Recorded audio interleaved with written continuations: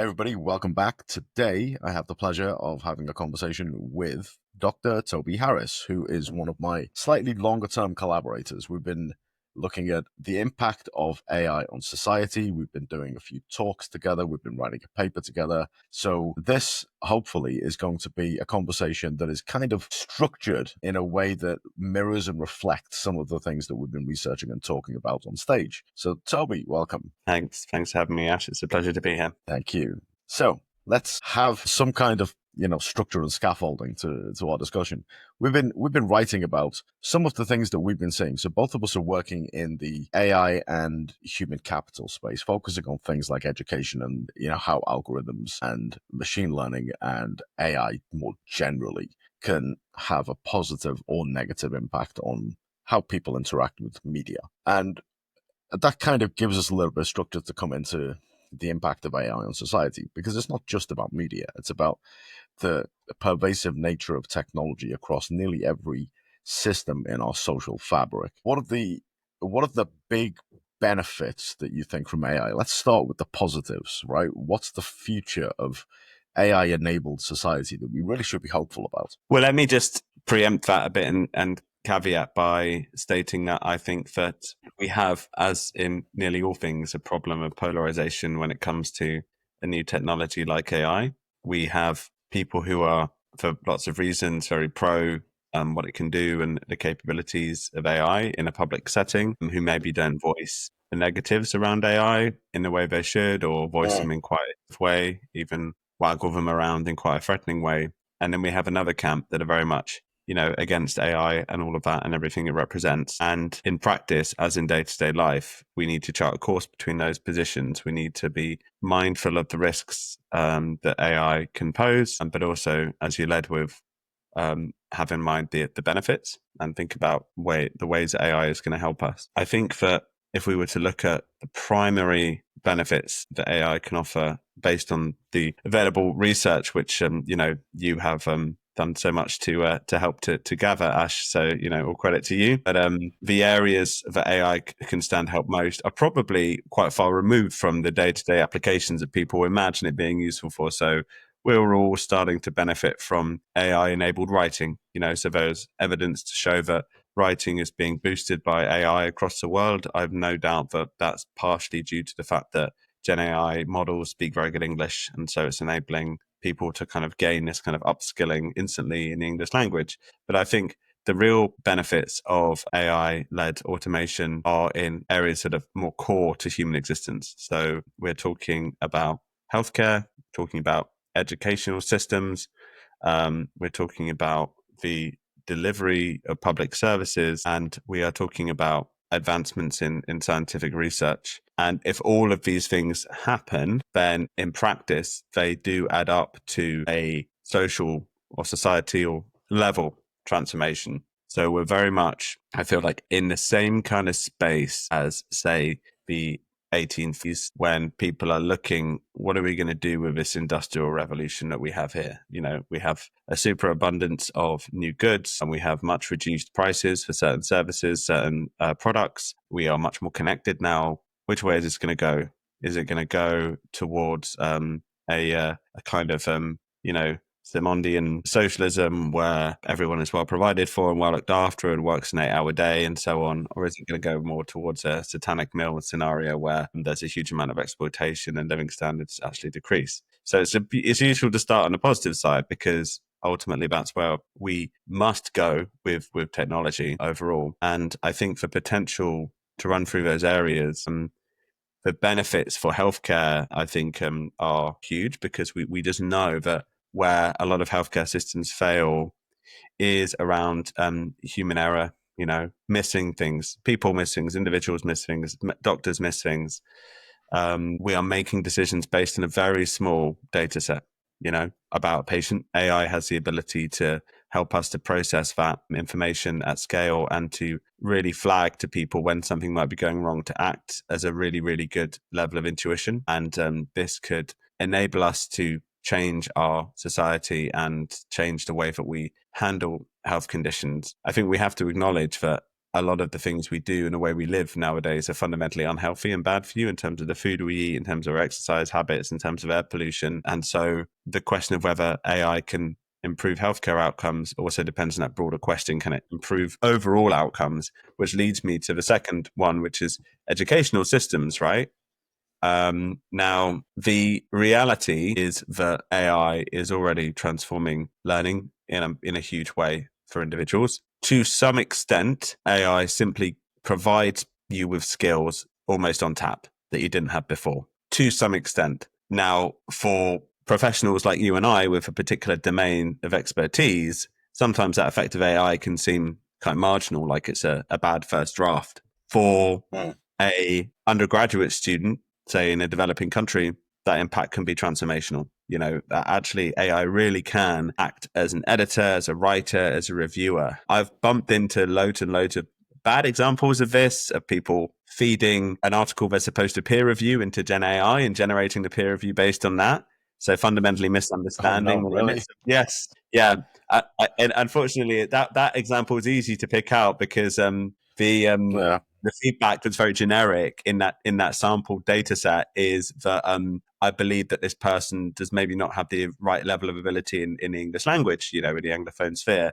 But of course, when the author is themselves a native speaker of English, that becomes big obvious when the AI has been used. So there's some people are misunderstanding it, and we're going to get to that point, right, about like what do we actually use this for? But you've got to look at it Yeah. on a much more fundamental level. You know, this is a tool for learning, which is going to lead to a leveling of attainment, an improvement, a lifting of the baseline of skills, especially in the highly abstracted skills which are valuable. You know, like we do live in a society where reading, writing, obviously coding as well to some extent, presentation of information, design, all of these things, they're not incidental, fundamental to knowledge generation, and knowledge is now fundamental to value generation. So the fact that AI lifts everyone onto a certain level is transformational. And already we're seeing the kind of tectonic plates of society and even a global balance of power start to shift around that. So I think that reduction in the marginal cost of learning to everyone and the democratization of education and sustainable development is going to be massive. Within it works on both sides of the fence because for teachers, AI is a transformational tool. I don't mind admitting I recently prepared a series of academic classes. And did I use AI to help generate high quality slides and kind of first draft material? Yes, I did. Did that mean it was a better experience for the students? Yes, it did, because they had better quality slides, were better designed. You know, everything was covered by slides. And for students who don't speak English as a first language, that's really important.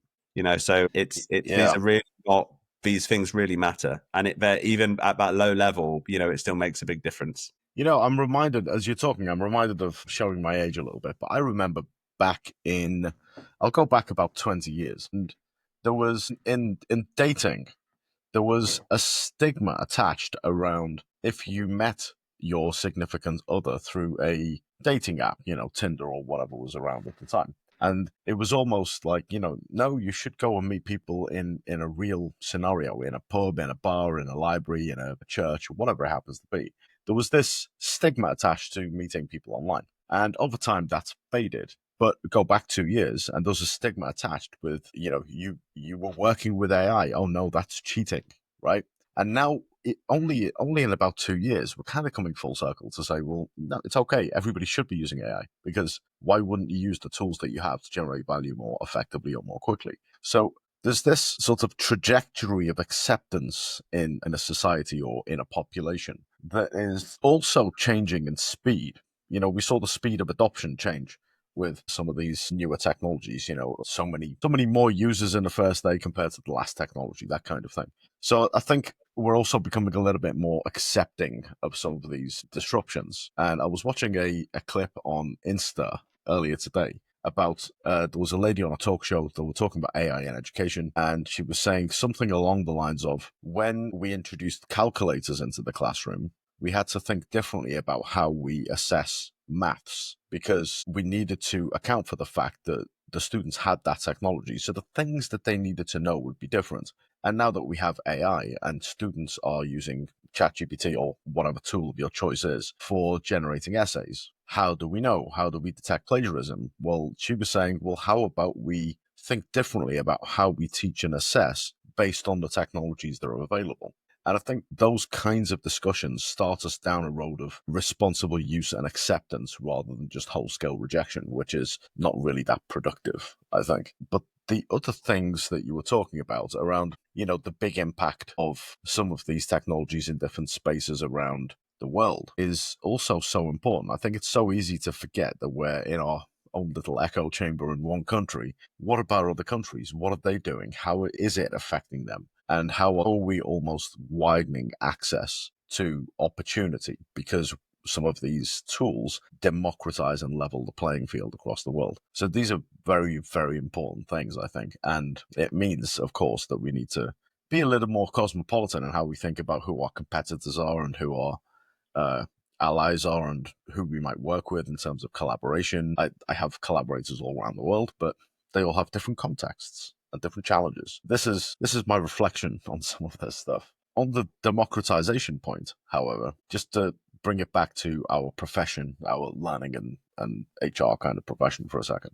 I was given a speech this week. So for those watching sometime later, we're at the end of March 2025. I was giving a speech on a variety of AI topics, and ethics came up, of course. And I was talking a little bit around, well, if your job is in media creation, then you have the opportunity to use AI tools for media creation. But if all you do is make basic media, then you have a competitive threat with the technology that is available to us, because your customers might want to use that technology and not use your services. So how do you cope with that kind of thing? And what is the future trajectory of jobs, and what is the human for? These kinds of topics are the big questions of the day. Toby, and some of the things that you were talking about, where we have education and healthcare and public services that are to some degree being made better by the technology. What are the risks to people when it comes to jobs and society and universal basic income and all of these things that we should think about as we start to use more tech in those services? The risk, I think, is to do with the fact that the knowledge of how to use a new technology is not spread democratically. Knowledge is power, and it would be a mistake to assume that because the new technology happens to be a universal tutor, that those benefits will therefore flow evenly to everyone, that the technology will be usable by everyone. There are many barriers to adopting generative AI technology, even though it's far more usable than any previous version of AI. That's the real breakthrough here, right? It is a large language model is conversational, it makes meaning, it understands meaning, therefore we are able to engage with it on a human level. But unfortunately, that means that the same blockers are there to engagement. I think this is part of why elements of the industry are now driving towards the use of AI avatars that are almost human looking front ends for AI, but read your facial expressions, read your tone of voice, translate that into text, and then get an answer back in text, and then retranslate that back into pixels that respond in a human way, because not everyone is, even not a majority of people are capable of engaging with technology through the medium of text. That's not a given at all. So I think the risk, if we look at those two areas, healthcare and education systems, is that there is a mass rollout of a technology that achieves the very opposite of the thing that it was supposed to achieve. I'll use an example from the contact center industry, wherein we have the problem of outsourcing and kind of, I guess, automating, dividing work of responding to a customer call, and you kind of break that into lots of pieces, you introduce lots of menus, and then you reduce the role of a human operator. So they have a limited set of options they can exercise in order to deal with a query. And then to justify the investment in that, you're able to outsource it to a cheaper location than the target location, where people are not as familiar with the local context. Now, this is a problem when it leads to more failure of the calls, because rather than having the same number of calls but you're processing them cheaply, you end up having more calls proportionately. Just more and more people are calling because they're on the phone for longer, they're not getting the answer solved. And so it produces more work, it produces inefficiency. And it takes some time for everyone who made those decisions to turn back around and realize that, hey, actually, we need to onshore this. We need to cut the red tape. We need to give the agents more access to information, give them more leeway to solve the problem directly. And that way the call volumes come back down again. So we come full circle, but we've learned something along the way. We've learned the value, where the value came from in that conversation. It wasn't as transactional as we believed it was. There was, in fact, something happening there, which was a human being understanding something. And then it becomes a different question, which is, how do we route the people that need that help to that help quickly? And how do we help everyone else quickly too, who just needs information? And that's why the systems are now optimized around that. So it might take you some time to break through the FAQs and get through to someone, but when you do, you're much more likely to speak to an operator that can actually solve your problem directly and has access to the right systems. Of course, we all know when it's not working, because you'll have various lower quality providers that haven't realized this, don't do it, and it's the same old issue of hours on the phone and someone actually can't help you.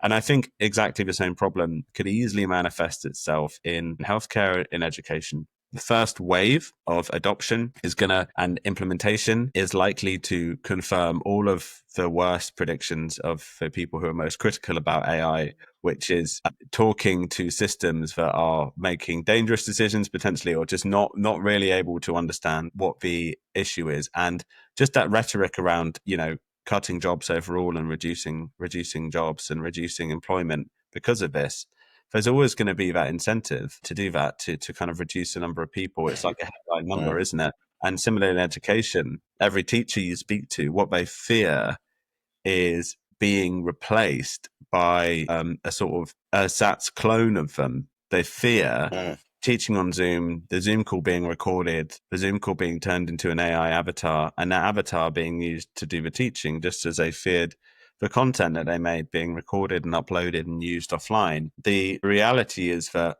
AI is a means of communication, just like printing was. Some stuff is going to stay non-mediated by AI. It's going to be protected by copyright. It's going to be creative work. It's going to be stuff that just doesn't fit to go into a language model in any way. But a lot of other stuff is going to go into AI systems. There are going to be AI versions of you that talk to people, and that's not necessarily something to be worried about. But the risk is that these systems are implemented wholesale, and you will have what I think could be seen as a certain de-skilling, a certain loss of knowledge. I think we saw this in the UK hospitality industry as a result of e-learning overall, where digital learning was far cheaper to implement and more scalable, and delivered on paper the same outcomes, but in practice didn't deliver the same value in terms of learning. So compared to countries that stuck with more traditional methods, our own standards of service delivery, at least among large corporates, dropped, and our reputation suffered for the kind of customer experience. And I think that it's going to take us some time to learn that lesson and understand the real benefits of digital content versus face-to-face content, and focus on where the value is. But I can really see that risk happening, but there's going to be a two-tier system in which the bottom tier is just as widely accessible as it is now, is delivered more cheaply using AI, but it's just of dramatically lower quality. And the top tier remains accessible to people who can pay for it, which is access to more in-person time. And that cements inequality. And I guess the theme that ties these together is, what are you trying to do with AI? Are you just trying to make more money than you're making now out of this product or service or system? Or are you trying to improve the value that you're delivering and kind of lift all boats in that way? Do you want everyone to be educated better? Do you want everyone to live longer and be healthier? Or do you want everyone to stay at the same level and to deliver that service for less, or to make more money? Because I think down that road, it doesn't look good, right? And technology in that road is just another weapon, that people are going to resist. Well, we got precedents on this, right? Because the Porter's strategy kind of model, where cost leadership, or like reducing the cost base, being cheaper, or differentiation or focus and that kind of thing. And I'm reminded of British Airways. So when British Airways used to be back in the day, it used to be known as a quality airline. And then the EasyJets and the Ryanairs of this world came in and demonstrated there's a cost leadership kind of point in the market where they can really offer low-cost airlines, low-cost travel to the public, and the public were loving it, right? What was the response of British Airways? It wasn't to maintain their focus on quality. It was to try and compete with the cost of these low-cost airlines. And what that resulted in is British Airways are just not that cheap, and they just don't have the quality they used to. That, to me, is an example of like kind of losing your way based on market pressures. My reflection on what you're saying is that we do need to think about which of these we're going for, because we can scale our quality based on the available technology, or we can do the same thing, just make it cheaper. And that's a choice. That's a choice that we all have to make, right?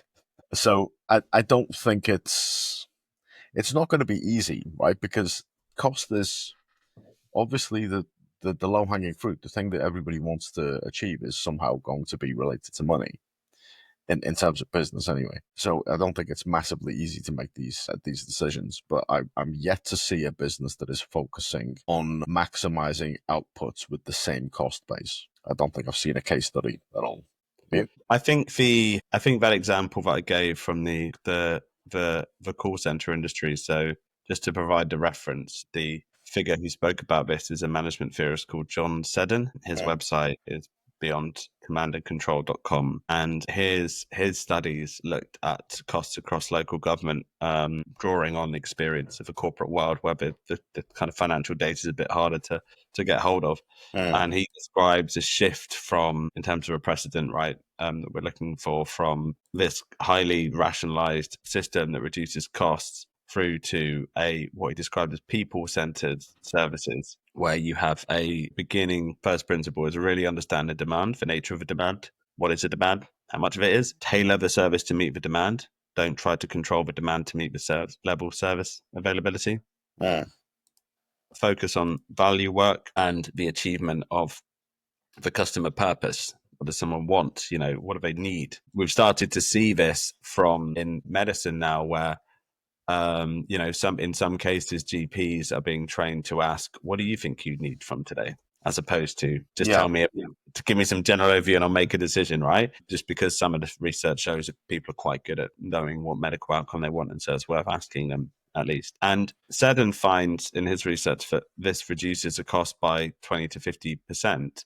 So it does make for a more efficient service overall. So I do think there is evidence that you can focus on value as opposed to focus on cost and seek to maximize value, and you will do better. And I think the other element of that would be, and maybe where AI comes in, is we don't routinely focus on value. I agree. We tend to focus on cost. That's where all the interesting figures are. This is X% cheaper. And, this is problematic, I think, as an approach. But we do it in another way, in that we try to rationalize our activities. We try to say, right, we're not good at doing this. We're not good at doing this. We are good at doing this. So we're going to focus on doing this, and we're going to divest the stuff that we're just not good at. And knowing when it balances, knowing when to add capability and when to remove it is obviously really hard, because sometimes it seems like there's a really juicy opportunity if you just start doing this adjacent activity as well as the one you're doing. But that's a version of focusing on value. And I feel like that is an area where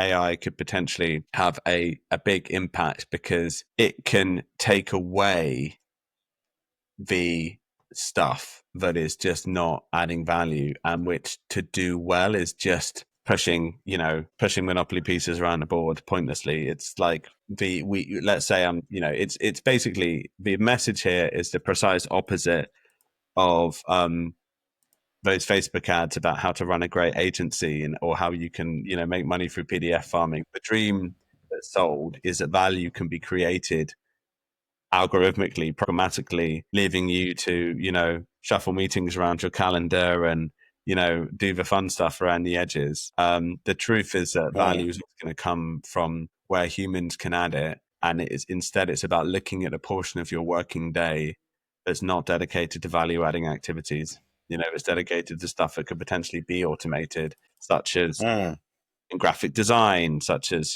editing copy that you don't need to edit, such as scheduling meetings, such as sending invoices, such as chasing up people to do work that you don't really need to do. There's lots of elements of work that don't need to be done because no one's really asked the value question of it. And I think having AI as a default might help us to achieve that a bit more than not having AI as a default, because of course then there's an expectation that we just need to do everything. But clearly there's a huge amount that the AI can do when, as soon as we exit that zone of this is really value producing stuff, then you need to be looking to where AI could help. But there's a challenge with that, right? And the challenge is that with a lot of the rhetoric in industry is focused on I want to do AI because otherwise I'm missing out. And the concept of a value chain, which is what you're talking about, right? Making sure that we have a value chain and everything that we do adds value, and making sure that AI is part of that discussion. A lot of businesses fundamentally have, if they're going to go down the FOMO route, I'm missing out, so let's apply AI.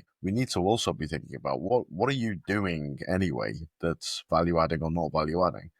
Scale of business is important because big businesses, 100, 200,000 headcount, multiple countries, all of this stuff, do have a lot of duplication. They have a lack of oversight. They have bureaucracy. They have the artifacts of business, the things that we would expect any business at that scale to have that are not value adding. And you also have small businesses will probably have much less of this stuff. But the point I'm making is it's not just about AI. I think there is stuff that in any business that is not value adding that with or without AI, we're not doing things always that add value. With AI, we amplify that. Of course, we can implement fancy tech that looks shiny and magical and does amazing things and apply it to activities that just don't add value. So that's, yeah, I think that there's a back and forth there. We can amplify so I think the best way to put this would be the risk is that we pursue signals of value that were pretty dodgy in the first place, and then we pursue them to the utmost degree. So social media as a great, bucket for all of the sins and some of the joys of humanity is a great place to look for this. So in social networks that are in this process of like decomposition, like Facebook, right? As the members age and things become more and more of the system is sort of colonized by algorithmic agents in the first place, you have this circling the drain effect, wherein the value metric of engagement leads to, in combined with the ability to produce content far more cheaply, especially using AI video generation tools that generate video based on a briefing, leads to a proliferation of content which is artificially generated based on simple briefings, based on the kind of limited data sets that most AI models have, right? So, and therefore what you get is someone will make a documentary of like what it was like to, take part in the Battle of Hastings or something like that, made using AI, and present this as a piece of interesting information, hoping to get the edge for a few more seconds of attention from users, and therefore the favor of the algorithm, and therefore, for benefits in terms of revenue and ad revenue that flow from that. That's all great. But when we replace the value of knowledge, true knowledge, with the value of engagement, then we have a big problem, because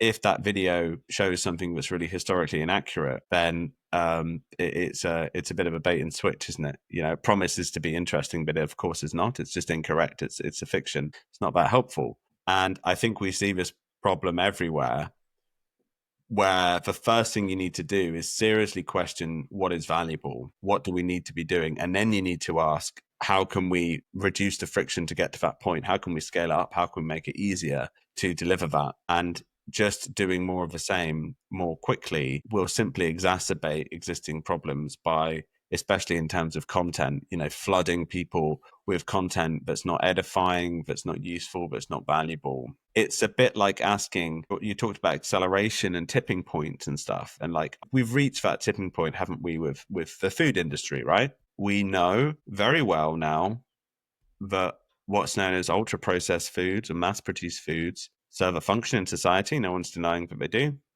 Well, some people would be, but they're purists. But I think that serves a function. But too much of it is really bad, like really bad. Like, in terms of health outcomes, are quite dangerous actually. And it really does we need to find ways to regulate this And it's not just that we need to find ways to regulate it by making it more expensive. That's the foolish answer to this. We need to find ways to regulate the fact that it's cheap. We need to find ways to regulate the fact that junk food's so abundant. The way we regulate it probably isn't going to be through regulation, because there's always another provider willing to step in to rebrand and change something and do something different. You don't want to play that game.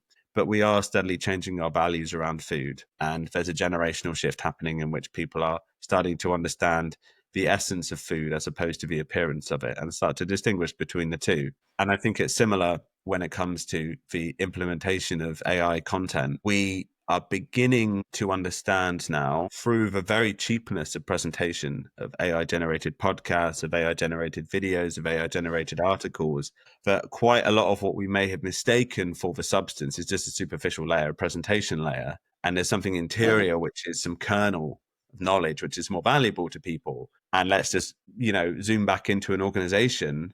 The shift that's happening is a question of how do we switch from a fire hose of third-party generic content to sourcing the knowledge that really exists in our organization and turning that into easily consumable stuff, i.e. a really good use case I've come across recently is creating skill hubs where you take the real experts on data science, on agile methodology, whatever it is that you're trying to work on and build in the organization. And you just say, just talk to our team for half an hour, or send us some links, send us your reading, send us what you've been doing. And then we take that and we throw some AI at it to turn that into, we've got a headshot, we can make audio, we can maybe even make video. I'm not sure we're quite there yet, but we're getting there. We can write articles, and we build newsletters, and suddenly it's a curated hub that's rooted in the really existing value that's pinned to a person that says, yes, this person will confer value upon you if you listen to them. And suddenly that works. And in that way, we're approaching the problem from the inside out as opposed to the outside in. Will the majority of people do that? Absolutely not. So, that's where we're going to have this flood of stuff to counter. But I don't think that we need to be too pessimistic, because we have to understand, we have to kind of witness the nightmare to some extent before we're able to wake up from it. We can't just assume that AI is going to deliver this stuff without a learning process. Wow. I mean, yeah. My preferred method of writing articles nowadays with AI is to talk to the camera, take the transcript as the thing that I want to write, and then just polish it with AI. And I do that occasionally. So I might spend, a day in a week just talking to the camera and writing my thoughts out. And that gives me then the bones to go and polish that and make different formats out of it. But your point about engagement, now I've noticed this on pretty much every platform that I'm on, that an insightful post or an article from anybody, not just from me, of course, but an insightful post or article on AI leadership, the way forward, tactical things you should do, key takeaways, whatever it happens to be, will get some traction. But it will always get less traction than a selfie at an event or in a bar with a handful of folks over a beer. And I'm not saying that's good or bad, but I'm saying there's a reflection on where we are as a society engaging with each other through social media, given the reflection that we have been through an extended period of isolation because of the pandemic. We are, to some degree, social creatures, and we want that connection with other people. So engagement versus content. We can make AI generated content. To some degree, we can't really make AI generated engagement. What do you think about that in terms of how people are maybe starved of some kind of social contact? And, the other part of that, of course, is one of the uses of AI is to combat things like loneliness. And there's plenty of literature out there around like AI girlfriends for people and all of this stuff. So what do you think about that, like that human connection? Yeah, it helps, doesn't it, to explain the tendency for people to introduce a human factor, a human element as part of a broader piece of thought leadership. So, the stereotypical example being my 7-year-old struggled with this morning, and this is what it taught me about, B2B enterprise SaaS sales, or trying to take two quite disparate domains and knit them together with a smiling face part of it. It talks to how there are forms of connection that don't necessarily predate technology, because I think humans have been technological since before we were humans. This is a point French philosopher Bernard Stiegler makes. The humans evolved from pre-humans already used hand axes. So we already use tools. We never did. There isn't a primal state. There isn't a natural state. Nevertheless, the human connections engagement with that is definitely somehow more core to our existence than abstractions, than just ideas. And so there's a reason why they get knitted together. So I think, again, maybe we need to consider the nature of engagement and break it down a bit, because we are talking about one form of engagement, which is doom scrolling articles when you can't sleep, where it's clearly not that edifying. We're talking another form of engagement, which is being in person and, enjoying that sense of interpersonal connection. And then we're talking the intersection of those two things, taking that and mediating it through some technology to develop a version of it. Like to show a version. I mean, what we're doing now, we're recording this virtually. We're not in person, and maybe we would be, getting slightly more from this if we were in person. But then the downside of that is this probably wouldn't be happening at all if we had to organize that. So now I think the question of the risks and benefits of AI is brought into focus when we think about the fact that ourselves are both the source of value in our life and a value for others, but they are also transmissible by digital media. They're mediatable. We have profiles on multiple systems. We are followable. We are duplicated. And we all know that those versions of ourselves offer some value, but they risk diminishing it as well. And so where does AI step into this? What is the proper sense of social norms around AI that will enable us to preserve what we like and what we know is good, and allow us to benefit from how AI can scale and improve that? So, for example, if I were to get hold of a recording of you and train one of the tools and make a deep fake of you, and then use that to show you saying something, that would clearly violate multiple social taboos. It's like the debate around revenge porn. Clearly these things we've got that far. But do we need to go further? Do we need to think more about, well, what is acceptable? Do we need to almost be a little bit more conservative in the way that we circumscribe and think about the use of technology? So, for example, posting pictures of your kids on social media, there seems to be a consensus that you should certainly post certain kinds of images of them as opposed to others. There's a movement towards less use of digital devices by kids overall. Should kids engage with AI generated content, or is that a decision a bit like drinking alcohol or eating junk food that we need to make as grown-ups?